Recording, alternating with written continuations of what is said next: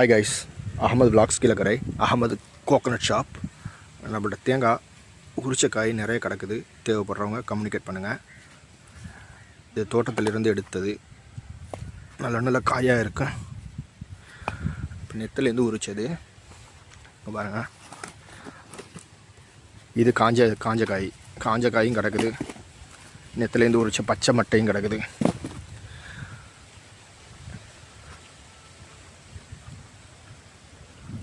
இது கசங்கல்னு சொல்லுவாங்க.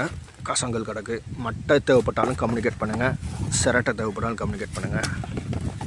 இதெல்லாம் ஃபேக்ட்ரிக்கு போயிடும். ஃபேக்ட்ரிக்கு கொடுக்குறது. பெரும்பாலும் நெத்தை காய வச்சு தான் நம்ம உரித்து கஸ்டமருக்கு கொடுக்குறது.